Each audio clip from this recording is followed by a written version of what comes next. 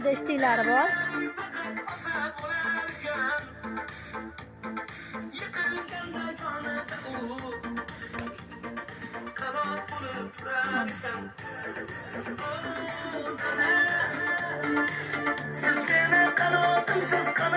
Juda chiroyli paxta solingan.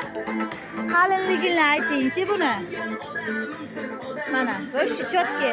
Bu ko'rpachalarimiz zakaz bo'yicha ishlandi.